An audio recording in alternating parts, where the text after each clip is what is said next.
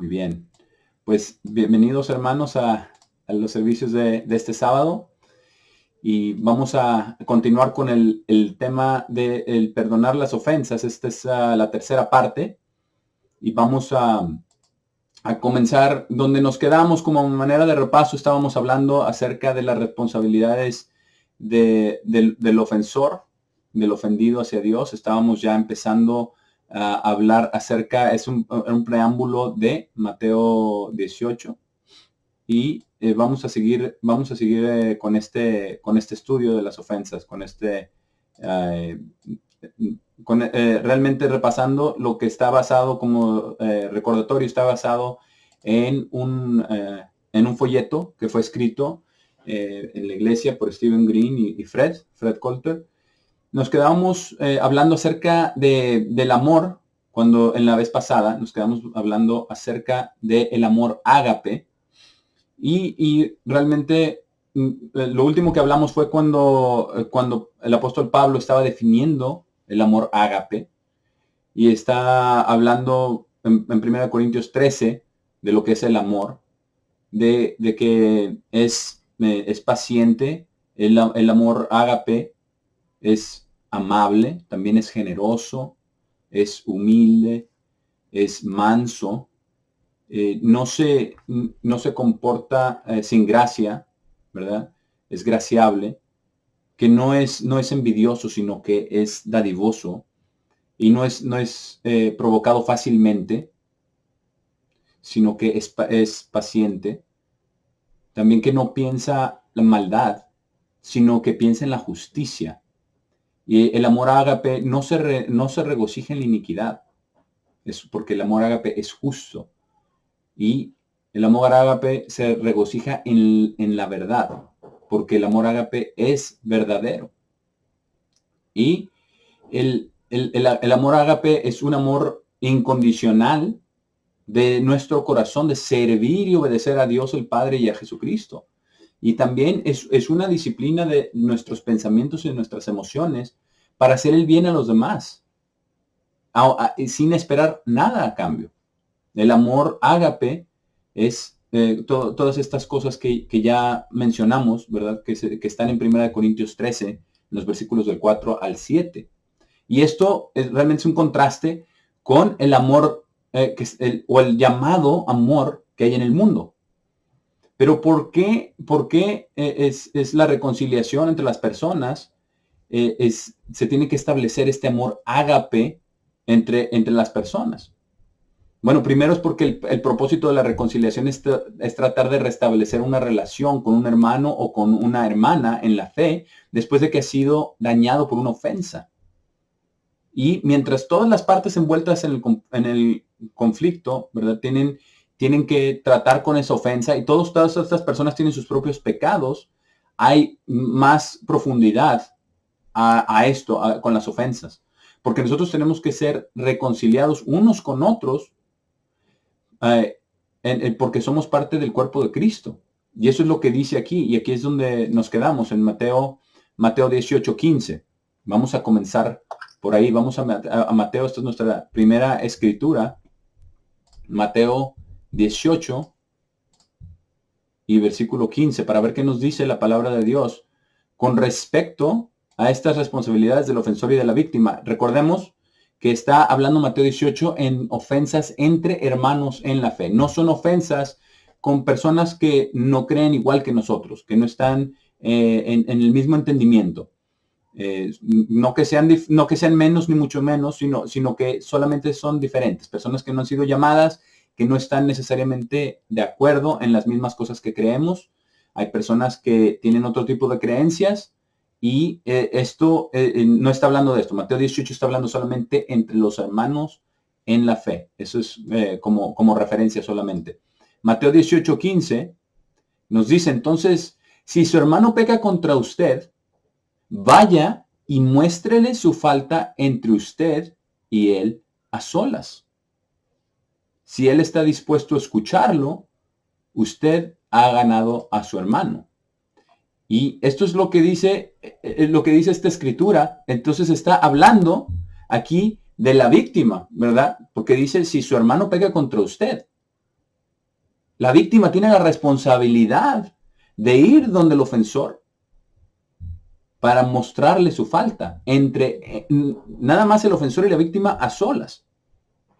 Entonces, y dice que si está dispuesto a escucharlo, ha ganado a su hermano. La palabra ganado, aquí en este término, es realmente como se usa como ganar a alguien que está convertido para que vuelva hacia Dios.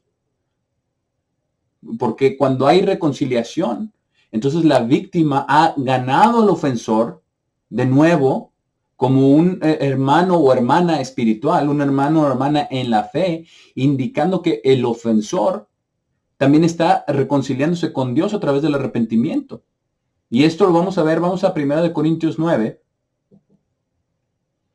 Vamos a 1 Corintios 9, 19, porque esto de ganar un hermano, ¿verdad? Es restaurar esa relación entre las personas y también con Dios. 1 Corintios 9.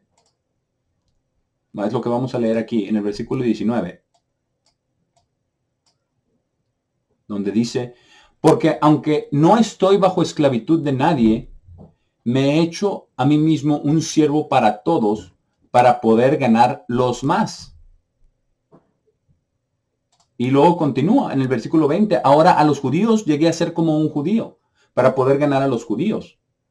Aquellos que están aquellos que están bajo ley, como bajo ley, para poder ganar a aquellos que están bajo ley. Aquellos que están sin ley, como sin ley. No estando sin ley para Dios, sino dentro de ley para Cristo, para poder ganar a aquellos que están sin ley. Y en el versículo 22 todavía continúa y dice, a los débiles llegué a ser como débil, para poder ganar a aquellos quienes son débiles. A todos estos he llegado a hacer todas las cosas para poder salvar a algunos por todos los medios.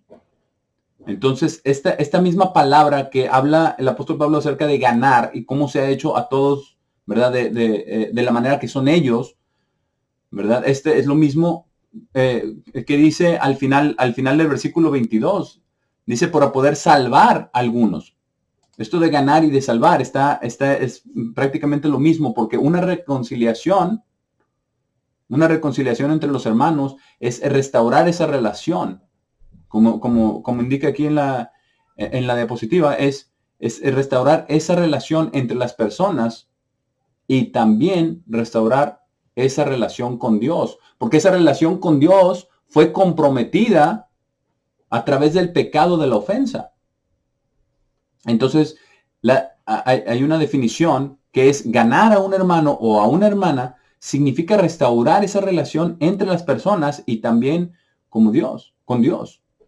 Y como está también descrito en Gálatas 6.1, vamos a Gálatas 6.1, es la siguiente escritura. Gálatas 6.1. Entonces está hablando acerca de la reconciliación. Estas son las responsabilidades del ofensor y de la víctima, en específico de la víctima de ir a quien lo ofendió para restaurar, para tratar de ganar a ese hermano. En el versículo 1 de Gálatas 6 dice, hermanos, incluso si un hombre es sorprendido en alguna ofensa, ustedes que son espirituales, restauren a dicho hombre en un espíritu de mansedumbre, considerándose a ustedes mismos, no sea que también sean tentados. De aquí es muy interesante porque es muy importante detenernos donde dice en un espíritu de mansedumbre. Porque dice que restauren a dicho hombre en un espíritu de mansedumbre. Y esto de restaurar significa ayudar al ofensor a restablecer esa relación espiritual con Dios y con los demás. Y esto es mostrar ese amor ágape a la otra persona. Y esa es la manera como ocurre la reconciliación. Cuando una persona en espíritu de mansedumbre, y la mansedumbre es realmente tener esa actitud, esa habilidad de poder ser enseñados, de ser guiados por Dios. Porque dice, ¿verdad? En su palabra Dios, que Dios va a guiar el manso en el camino que debe seguir. Al manso, al que coopera, al que quiere dejarse ser instruido. Y ese es espíritu de mansedumbre, porque cuando una persona viene con un ofensor, tiene que primero considerar, ¿verdad? Considerarse en ese espejo, considerarse a sí mismo también, para ver, realmente nosotros no tenemos, realmente no somos mejores que ninguna otra persona. Simplemente estamos hablando de esa ofensa, estamos viniendo a decir, ¿verdad? La ofensa, a declarar esa ofensa, pero no porque nosotros seamos mejores. Por eso este espíritu de mansedumbre es absolutamente importante. Entonces, ¿qué es lo que se requiere para la reconciliación entre las dos personas? Exactamente las mismas cosas que se requieren para la reconciliación entre nosotros y Dios, que es el arrepentimiento y el perdón. Entonces vamos ahora a Lucas 17. Lucas 17. Entonces estamos volviendo a establecer que son necesarias la reconciliación, para la reconciliación el arrepentimiento y el perdón. Porque si no hay arrepentimiento y no hay perdón, no puede haber esa reconciliación. La persona, el ofensor tiene que ver ese pecado. Pero si la víctima viene no en un espíritu de mansedumbre, ese arrepentimiento es más difícil que suceda. Porque las personas podemos sentirnos, si nosotros somos el ofensor, podemos sentirnos acusados, podemos ponernos a la defensiva y no escuchamos. Cuando estamos a la defensiva, no escuchamos. Porque estamos tratando de proteger nuestra integridad, tratando de defender nuestro punto de vista. Pero para que haya esa reconciliación tiene que haber arrepentimiento y eso se tiene que entender. Y muchas veces el único que puede realmente mostrarle al ofensor la falta es Dios mismo. Esto no significa que no hagamos lo que leímos en Mateo 18:15. Al contrario, significa que lo hagamos, pero en un espíritu de mansedumbre, como leímos en Gálatas 6.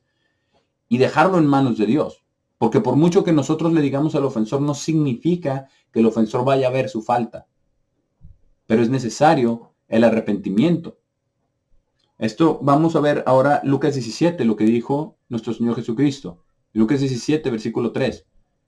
Vigilen. Y si su hermano comete un pecado contra ustedes, repréndanlo. Ahí está claramente la instrucción. La instrucción. Dice, tienen que traer esa falta directo, ¿verdad? 1 a 1, como ya leímos en Mateo 18. Y también continúa, dice, y si se arrepiente, perdónenlo. Ese también es un mandamiento. Ambos son mandamientos. Si tenemos una ofensa contra alguien, tenemos que ir y decírselo o reprenderlo. Pero si se arrepiente, tenemos que perdonar. Esas son instrucciones que nos dio nuestro Señor Jesucristo. Y versículo 4 dice, y si él peca contra ustedes 7 veces en un día, y 7 veces en un día vuelve a ustedes diciendo, me arrepiento, ustedes lo perdonarán. Es un mandamiento, no es, bueno, si ustedes ven que hay arrepentimiento sincero. No. Dice, si vuelve ustedes diciendo, me arrepiento, no es para nosotros juzgar si la persona se ha arrepentido. No, si viene diciéndonos que se arrepiente, nosotros tenemos que perdonar. Punto.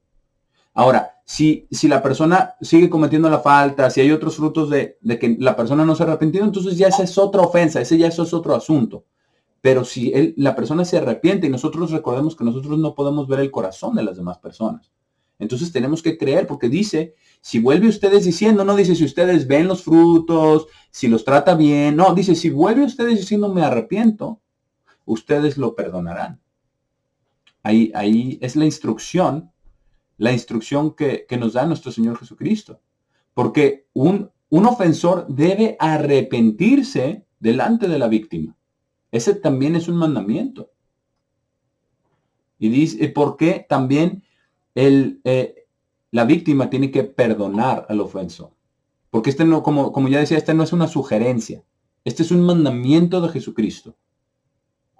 Y si no perdonamos, sinceramente, entonces no estamos guardando los mandamientos de Dios. Aunque estemos guardando el sábado, aunque estemos guardando las fiestas, no estamos guardando una parte de las leyes de Dios. La ley de Dios dice, perdonen al ofensor. Ahora, esto obviamente está categorizado cuando el ofensor se arrepiente, ¿verdad? Dice, si se arrepiente, si viene usted diciendo que se ha arrepentido, entonces se tiene que perdonar. Entonces eso es un principio.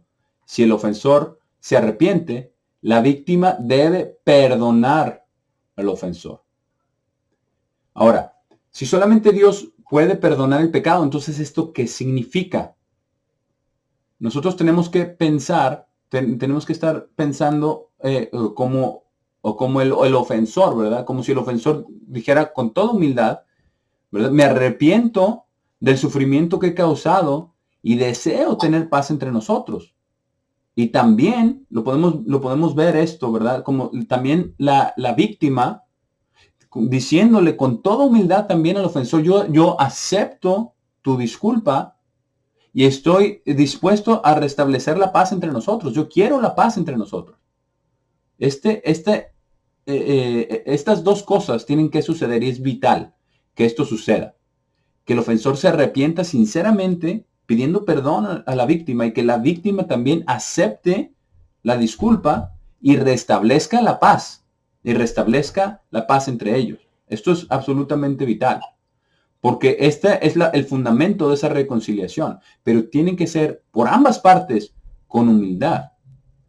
Y esto va a ser muy evidente en su sinceridad.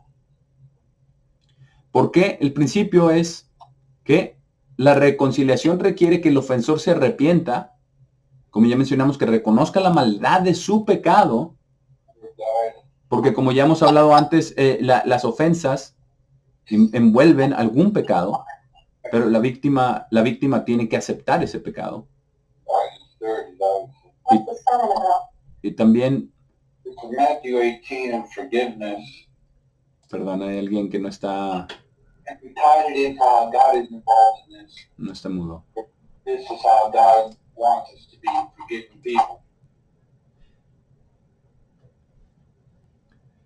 I'm sorry, can you please put yourself on mute?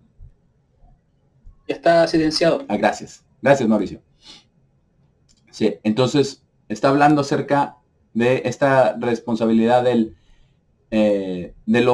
responsabilidad del ofensor reconocer la maldad de su pecado, porque hay pecado en esta ofensa. Estamos hablando de las ofensas en el término bíblico, no ofensas de lo que el mundo se ofende ahora, todo el mundo, de cualquier cosa. Aunque se diga la verdad, personas se ofenden.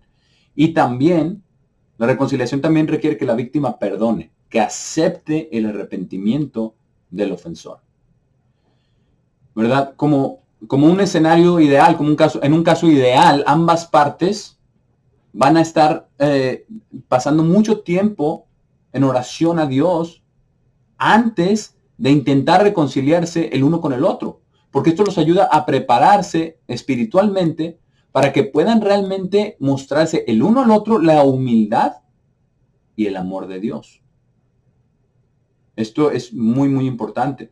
Porque ¿qué sucede cuando la ofensa no se puede resolver? Si el ofensor se rehúsa a arrepentirse, entonces la víctima solamente tiene la responsabilidad de estar dispuesta a perdonar a la otra persona. Pero de la misma manera, si la víctima se rehúsa a perdonar, el ofensor solamente tiene que estar dispuesto a arrepentirse o mostrar ese arrepentimiento. Eso es lo que el ofensor tiene que mostrar, ese arrepentimiento sincero y genuino y verdadero con humildad, después de pasar tiempo orando a Dios, en oración y tal vez también en ayuno. ¿Por qué? Porque sin arrepentimiento o sin perdón, la reconciliación no es posible. Entonces ese es el principio que tenemos aquí, que la reconciliación entre personas solo puede ocurrir cuando hay ambos, el arrepentimiento y el perdón. Y tan importante es lo uno como lo otro. Ahora, esto es muy común ahora en el mundo actual. Es muy raro que ahora, aún en la iglesia, ya se disculpe con nadie. Y eso es triste. Que sea muy raro que las personas se disculpen que pidan perdón verdaderamente arrepentidas. Esa es la verdad. Porque la ironía es que el mundo está constantemente pregonando, predicando tolerancia, pero no está dispuesta a decir perdón. Lo siento. Ahora, tenemos que clarificar también otro aspecto de la reconciliación. Porque no siempre es posible, y a veces ni siquiera es prudente, reconciliar la relación completamente entre dos personas por cada ofensa. Por ejemplo, la reconciliación no significa que una relación continúe entre un esposo y una esposa después de que hubo adulterio, por ejemplo, o abuso, ¿verdad? Aunque en ese caso pudiera ser también, ¿verdad? Después del adulterio, después del abuso, pudiera ser que haya reconciliación total. Pero también, si no es, por ejemplo, cuando hubo una ofensa, cuando hubo un pecado muy serio, por ejemplo, con el caso de un abuso sexual, ¿verdad? Cuando hay un abuso de tipo sexual, cuando hay una violación, por ejemplo, o cuando hay alguien que ha abusado a algún menor, la persona nunca se debe de volver a asociar, ¿verdad? Con la víctima. Y es más, ni con menores también, cuando hay una persona que es abusador de menores. O sea, estos son solamente ejemplos extremos, ¿verdad?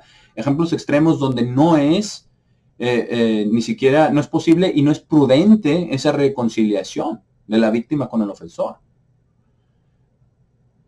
¿Por qué? Porque aquí hay otro principio.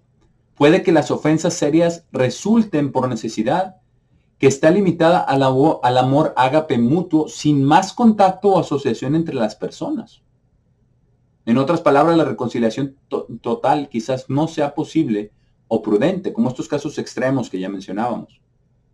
Ahora, estamos hablando de casos extremos. Estamos hablando de casos donde es ofensa, la ofensa y el ofensor. Realmente en muchos de estos casos, por ejemplo, de abuso, de violación, ni siquiera había una relación antes. Entonces no hay relación que restablecer ahí.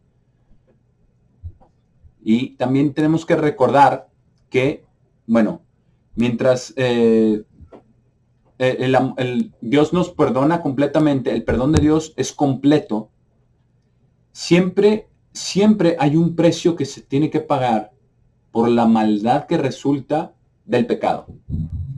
A veces es pequeña y se puede sobreponer uno a ese precio, a esa paga de ese pecado, ¿verdad? Como una ofensa sin intención, como un error. Pero las ofensas mayores tienen un gran precio, un gran costo que pagar. Por ejemplo, el adulterio de David con Betsabé y después el asesinato de Urías Eteo. Esta fue una gran ofensa y llegó con un gran costo, con un gran precio que pagar. Porque aparte, ¿verdad?, de que Urías pagó con su vida, también hubo un costo, un precio muy, muy, muy fuerte para David por sus pecados, incluso después de que fue totalmente perdonado por Dios. Porque recordemos lo que Dios le dijo a David por el adulterio que cometió. Dijo, por lo que has hecho, por el adulterio y el asesinato, la espada nunca se apartará de tu casa. Y nunca se apartó. Y todas las cosas que sucedieron, ¿verdad? Sus hijos, ¿verdad? Primero la violación de uno de sus hijos a una de sus hijas, después el asesinato de su hijo en venganza de la violación, después, ¿verdad? Absalón se levanta en contra de su padre David, o sea, todo. Y se cumple, ¿verdad? Lo que Dios le había dicho a David. Cuando fue la sentencia, ¿verdad? De que Dios le dijo a David, tú hiciste esto en secreto con Betsabé, pero yo lo voy a hacer en público. Y ahí sucedió con Salomón. Se acostó con las mujeres de David en público. Tuvo un precio muy, muy pesado porque la espada nunca se apartó. Y tener que pelear contra sus hijos. Él no peleó contra sus hijos, huía, ¿verdad? Esperaba que Dios peleara sus batallas, pero eso fue parte de ese pecado, de ese precio que se tuvo que pagar por ese pecado, por la maldad de ese pecado, a pesar de que Dios perdonó completamente a David. Prueba de ello es lo que dice Dios de David, que va a ser el rey sobre Israel en el milenio. Y, bueno, finalmente, ¿qué sucede? ¿Qué sucede o qué hacemos en casos donde el contacto entre las dos partes ofendidas ya no es posible? O, por ejemplo, una de las dos partes, una de las dos personas ya ha muerto. En estas situaciones tenemos que tener en la mente y el corazón un deseo de reconciliación sincero y verdadero. Solamente Dios ve el corazón, de que como si pudiéramos hablar con la otra persona y tratar de reconciliar la situación. Porque eso sucede muchas veces, que hay una ofensa y la persona muere, una de las personas mueren, sea la víctima o sea el ofensor. Pero si la víctima ha fallecido y ya no se puede, el ofensor tiene que arrepentirse de igual manera. Ahora, la reconciliación es muy dura, es muy difícil. A veces es tan difícil, si no es que más difícil, que pedirle a Dios que perdone nuestros pecados. Pero la reconciliación es posible con humildad verdadera y con el amor de Dios. ¿Por qué? Porque a veces cuando nosotros pedimos que Dios perdone nuestros pecados, es una relación muy diferente. Dios es justo, es perfecto. En Él no hay absolutamente nada de iniquidad. Cuando venimos delante de Dios, es una relación de un pecador con el Dios Altísimo y con Jesucristo, que son santos, que son verdaderos, que no hay nada de pecado en ellos. Entonces, venimos delante de Dios el Padre para que nos perdone en el nombre de Jesucristo, a través de la sangre de Cristo. Es una relación de un solo sentido, como decimos.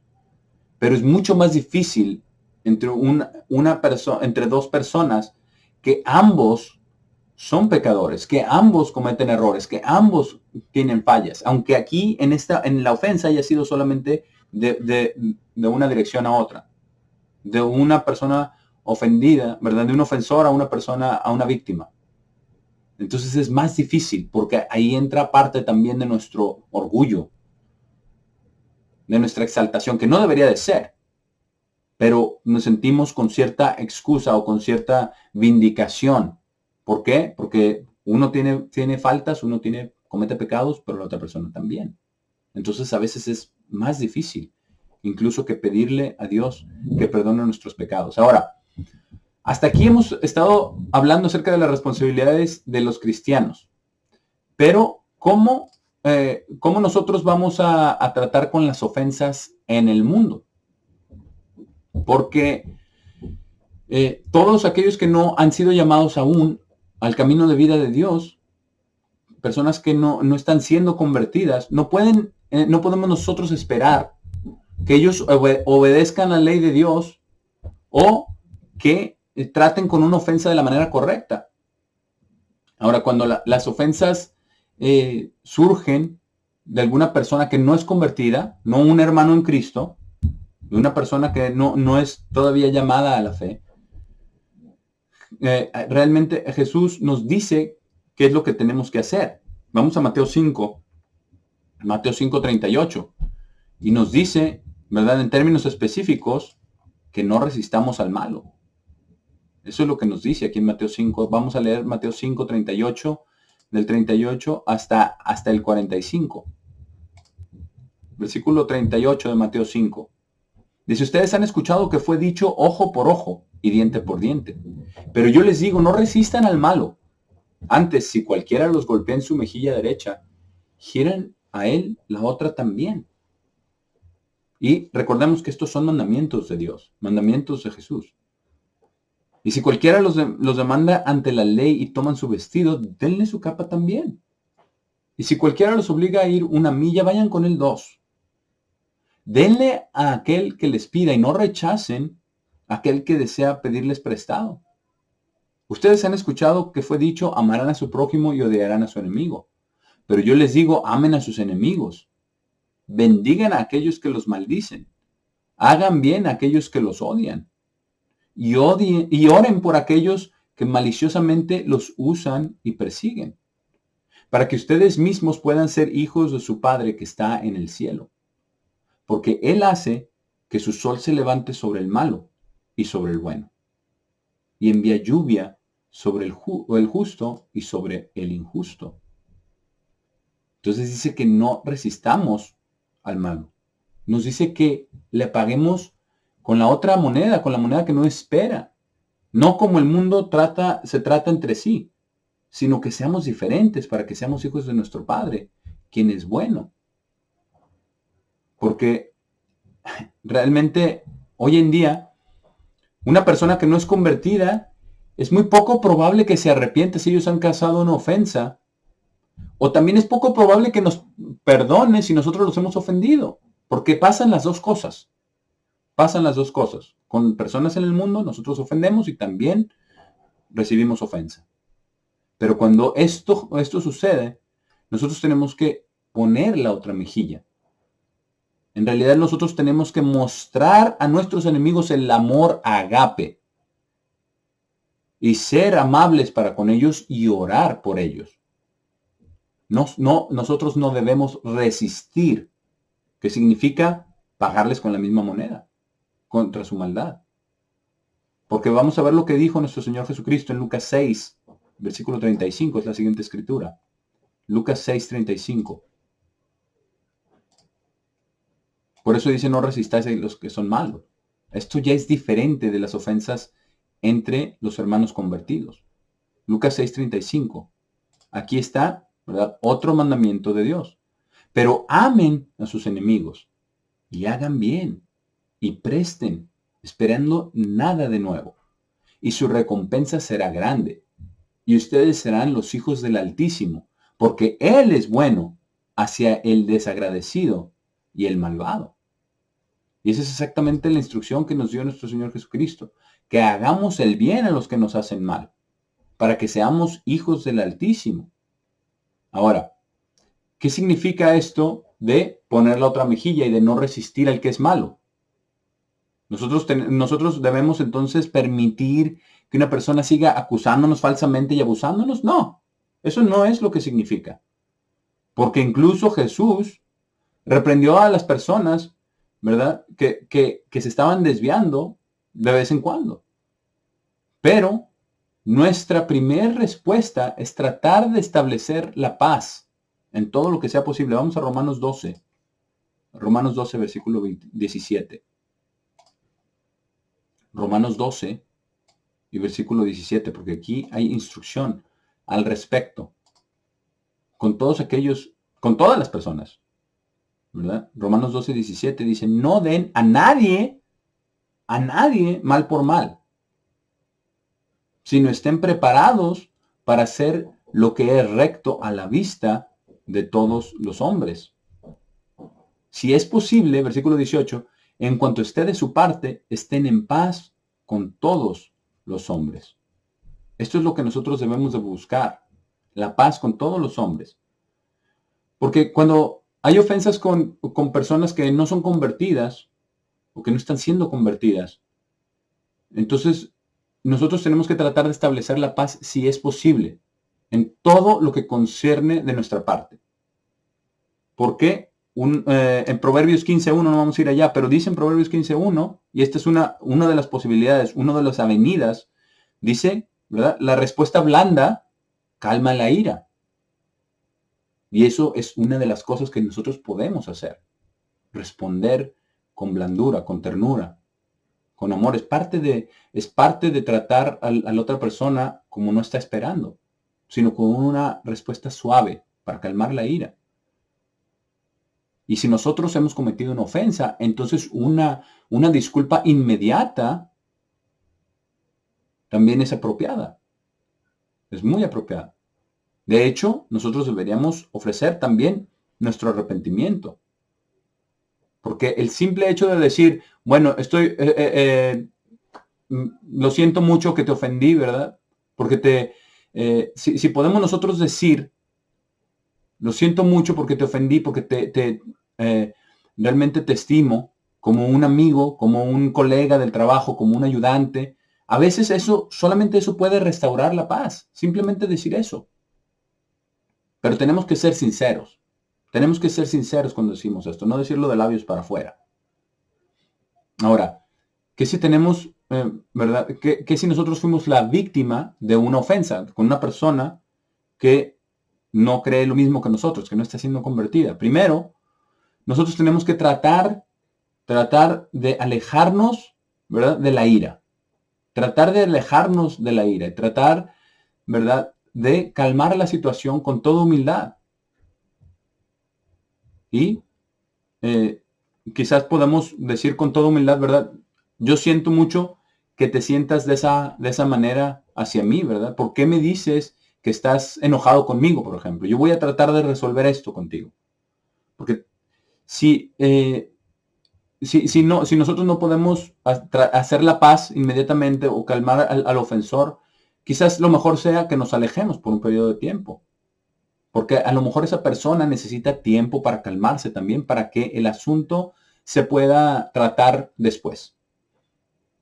Ahora, nosotros también tenemos que, en todo lo que podamos, tenemos que tratar de evadir, irritar al ofensor todavía más. Porque a veces se puede salir contraproducente. Y cuando nosotros tengamos la oportunidad, cuando hay una interacción, tenemos que hacerles el bien. Porque como dice, ¿verdad? En la palabra de Dios dice, no sean vencidos con el mal, sino venzamos el mal con el bien. Y esto significa mostrar amor agape a los demás. Porque todos aquellos que entren en el reino de Dios necesitan sobreponerse al sufrimiento. Porque esto es parte de la vida y es parte de el ser hijos engendrados en la familia de Dios. Nosotros tenemos que sobreponernos a esto. Todos aquellos que van a entrar al reino de Dios van a tener que sobreponerse a todas estas cosas. Porque hasta que Dios llame al resto del mundo, va a haber muchas veces que nosotros vamos a tener que sufrir la maldad que viene de ellos y no responder de la misma manera.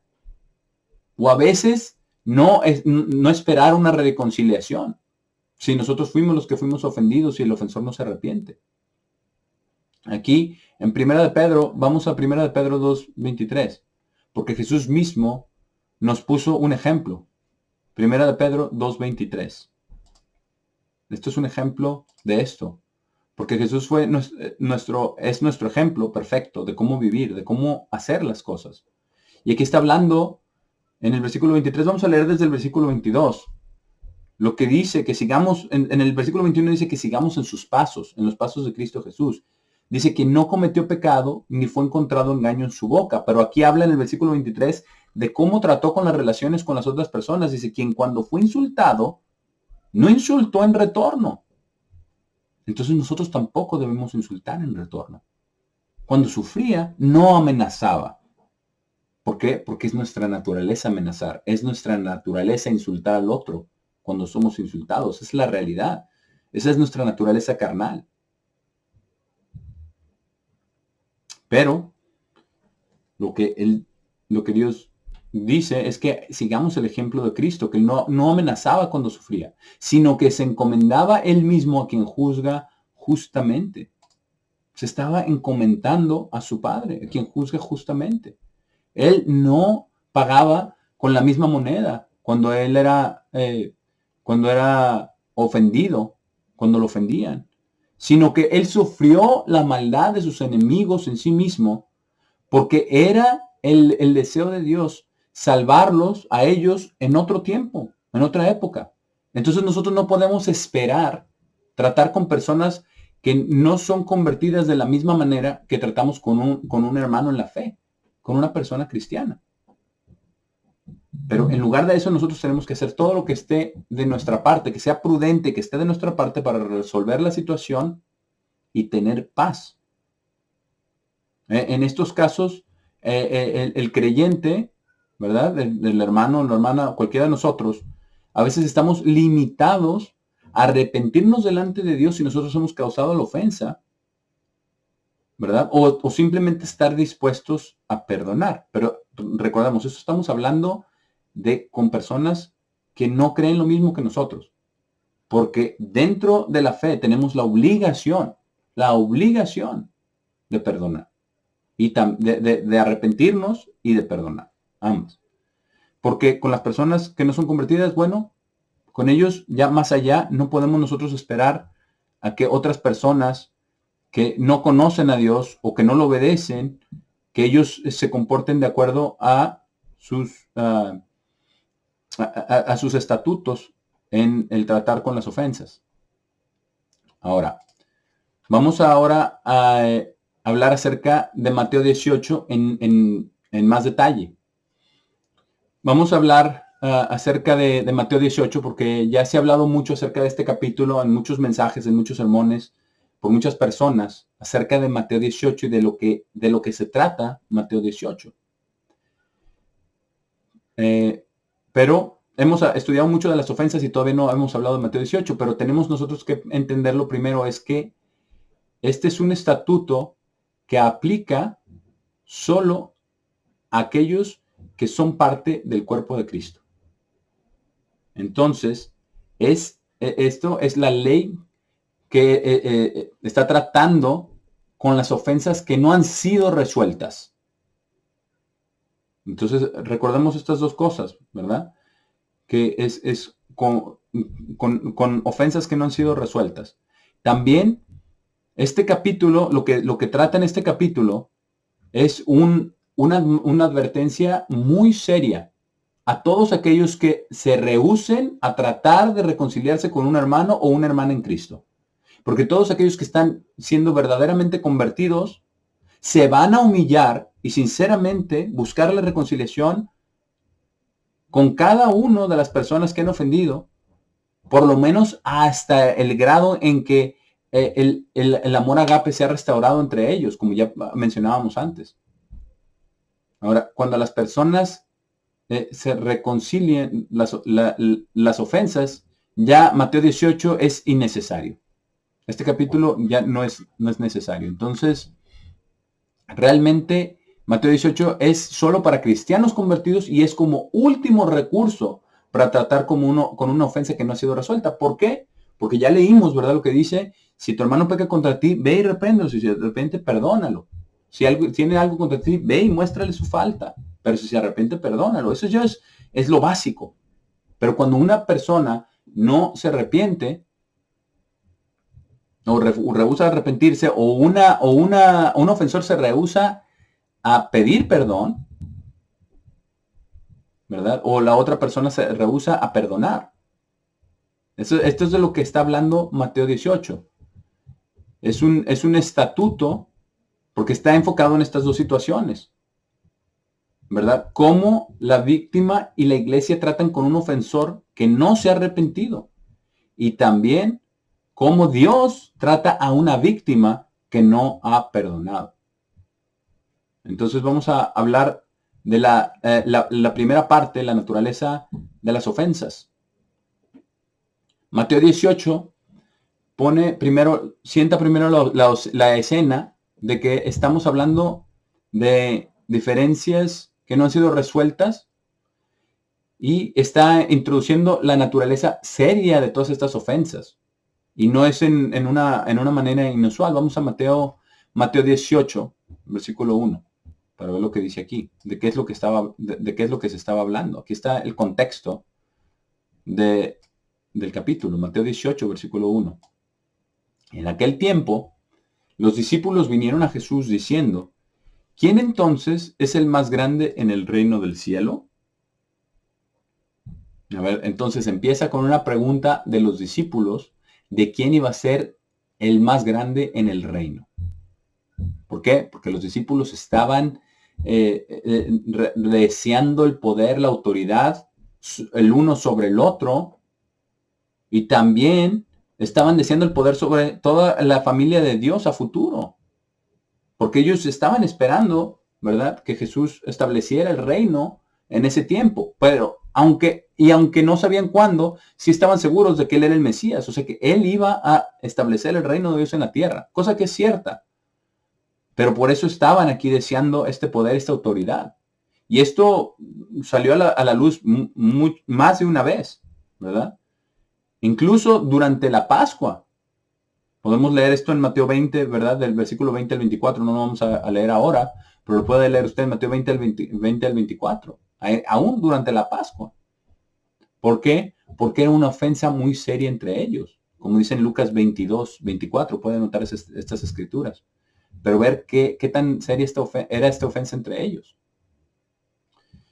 Porque ellos estaban preguntando, ¿verdad? Que quién sería el más grande en el reino del cielo. Y la palabra en el griego para el más grande, ¿verdad? Significa sí, el más largo, el más grandioso, especialmente en edad, ¿verdad? Un ejemplo de esta palabra es en Romanos 9:12, donde se traduce la misma palabra como un anciano, significa mayor, ¿verdad?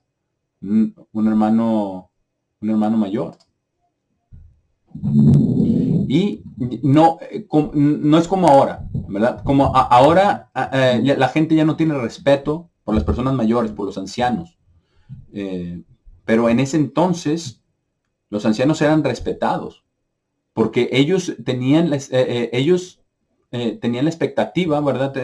Se suponía que debían ser líderes sabios y justos jueces en la comunidad. Pero después los discípulos fueron infectados con esta arrogancia pecaminosa. Entonces empezaban a pelearse acerca de la supremacía el uno sobre el otro en el reino de Dios. Entonces todo esto cambió después de su conversión. Lo sabemos. Sabemos que actuaron de manera diferente. Pero vamos a ver la respuesta que Jesús dio a ellos, ¿verdad? Porque le habla a un niño pequeño, aquí mismo en Mateo 18, en el versículo 2. Porque el niño es muy, muy, muy pequeño. Entonces, es por naturaleza, ¿verdad? Obediente, respetuoso de los adultos, ¿verdad? Humilde, que es realmente lo opuesto, contrariamente opuesto a todos los discípulos, a todo el orgullo que los discípulos traían. Versículo 2 dice, tras llamar a un pequeño niño, Jesús lo colocó en medio de ellos.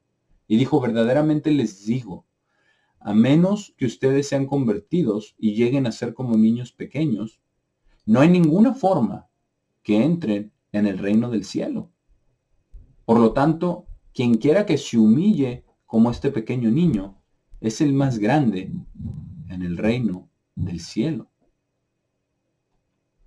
Y también, ¿verdad? Él lo levantó en Lucas 9:47, dice que él levantó al niño pequeño.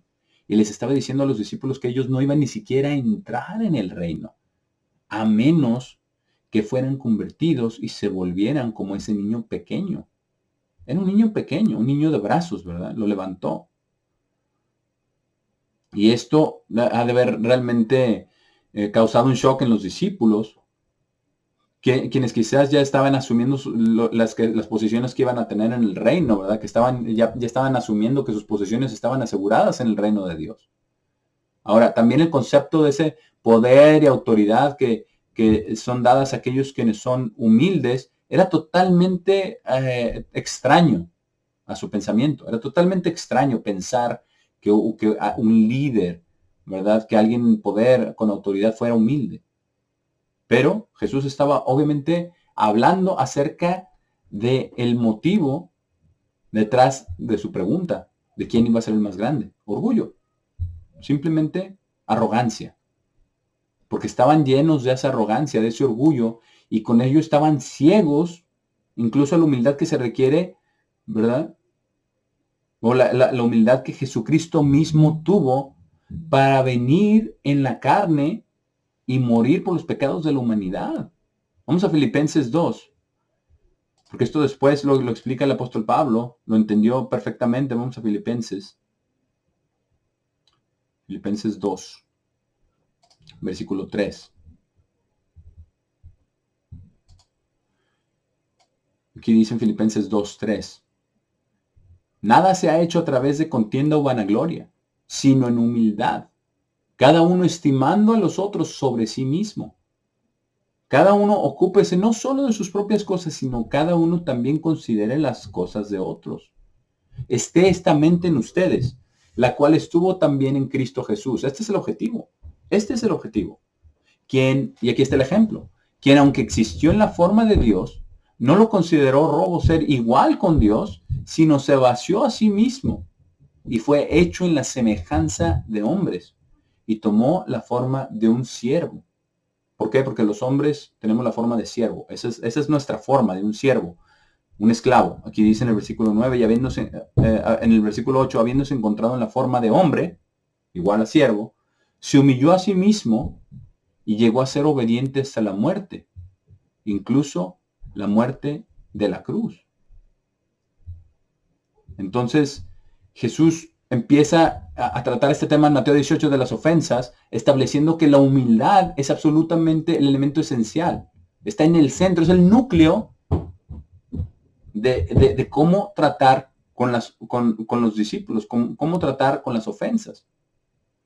Porque hasta les dijo, es más, sin este núcleo, sin esta humildad, ni siquiera van a estar en el reino. Entonces el principio es que la humildad es fundamental para la reconciliación de las ofensas. Vamos ahora a seguir en Mateo 18. Vamos a volver a Mateo 18 para ver qué más dice aquí acerca de las ofensas. Recordemos, ofensas entre hermanos convertidos y entre realmente ya como último recurso, y vamos a estudiar realmente lo que sucede, lo que dice Dios acerca del ofensor que no se arrepiente o de la víctima que no perdona. Versículo 5. Vamos a leer versículo del 5 al 7. Dice, quien quiera que reciba a un niño pequeño como este en mi nombre, me recibe a mí. Pero quien quiera que haga ofender a uno de estos pequeños, quienes creen en mí, sería mejor para él que una piedra de molino le sea colgada alrededor de su cuello y sea hundido en las profundidades del mar. Ay del mundo por causa de las ofensas, porque es necesario que vengan las ofensas. Realmente estaba diciendo es inevitable. Es inevitable el ofender. Vamos a ofender a alguien. ¿Por qué? Porque pecamos. Y las ofensas envuelven pecado que afecta a otro. Dice, pero ay del hombre por quien viene la ofensa. Y esto es muy importante. Porque aquí ya empezando desde aquí, Jesús empieza a hablar acerca de la seriedad de la naturaleza de las ofensas. Está continuando, ¿verdad? Usando el niño pequeño como un ejemplo. Y dice que si alguno ofende a un pequeño como él, dice que confíe en Dios. Dice, es mejor para esa persona que ofende a ese pequeño que estuviera muerta. Y pronunció, ¿verdad? Ese ay de aquellos, ¿verdad? Ay para todos aquellos ofensores que no se arrepienten. Y nosotros tenemos que tomar un momento y meditar en lo que dice ahí, porque realmente es que sea mejor estar muerto que ofender a un creyente, a menos que haya arrepentimiento, por supuesto. Ahora, esta definición, ¿verdad? En la Biblia, este ay, que en el griego es oai, ese es el pronunciamiento de un juicio pendiente, ¿verdad? El pronunciamiento de un juicio a muerte eterna. Es como los 3 ay en Apocalipsis. Y yo no creo que haya una advertencia más sobria que esta. Incluso vamos a ver el énfasis que Jesús le pone en los siguientes 2 versículos, aquí mismo en Mateo 18, el versículo 8 y versículo 9. Dice, y si su mano o su pie le hace ofender, córtelo y échelo de usted. Porque es mejor para usted entrar en la vida cojo o lisiado que tener 2 manos o 2 pies y ser echado en el fuego eterno. Y si su ojo le hace ofender, arránquelo y arrójelo lejos, porque es mejor para usted entrar en la vida con un ojo que tener 2 ojos y ser echado en el fuego de Gehenna. Entonces, realmente en una de las maneras más fuertes y más claras, Jesús dijo que cualquiera que cause una ofensa, que no se arrepienta, va a terminar indudablemente en el lago de fuego. Y eso es algo muy serio. Ese es el principio. Ese ay es pronunciamiento de un juicio a muerte eterna en el lago de Gehenna, en el lago de fuego. y es una advertencia muy grave, un llamado muy serio al arrepentimiento. Ahora, ¿por qué las ofensas son tan difíciles? ¿Por qué son tan gravosas? ¿Por qué? Vamos a leer lo que dice aquí mismo. Vamos a seguir leyendo el versículo 10 al versículo 14 de Mateo 18. Dice, cuídense de no despreciar a uno de estos pequeños, porque yo les digo que sus ángeles en el cielo miran continuamente la cara de mi Padre, quien está en el cielo. Porque el Hijo de Hombre ha venido a salvar a aquellos quienes están perdidos. ¿Qué piensan ustedes? Si un hombre tiene 100 ovejas y una de ellas se ha extraviado, ¿no deja él las 99 en las montañas y busca aquella que se extravió? Y si la encuentra, verdaderamente les digo, él se regocija más sobre esa que sobre las 99 que no se extraviaron. Asimismo, no es la voluntad de su Padre, quien está en el cielo, que uno de estos pequeños deba perecer. Entonces, la razón por las cuales las ofensas son tan serias es muy clara, porque pueden causar que alguien pierda su vida espiritual, que alguien pierda la vida eterna, que una persona muera en el lago de fuego, la segunda muerte, que muera para siempre. Si alguien perece por causa de una ofensa de nuestra parte, también nos pone, ¿verdad? Nos pone también en grave peligro de la segunda muerte, a menos que realmente nos arrepintamos, ¿verdad? Como dice Joel 2:12, con ayuno, con llanto, ¿verdad? Y con dolor, con tristeza. Eso es lo que Dios espera. Las ofensas son muy gravosas. Esto es muy difícil. Vamos entonces a la siguiente parte. La siguiente parte ya es, vamos a dejarlo hasta aquí por el día de hoy. La siguiente parte vamos a hablar acerca de el ofensor que no se ha arrepentido. Esto es lo que sigue aquí en Mateo 18. Pero creo que por hoy vamos a dejarlo hasta aquí. Y ya la siguiente vez vamos a seguir con esta parte del ofensor que no se ha arrepentido y lo que dice Mateo 18 al respecto de todo esto, todavía continuando en este capítulo, todo lo relacionado con Mateo 18.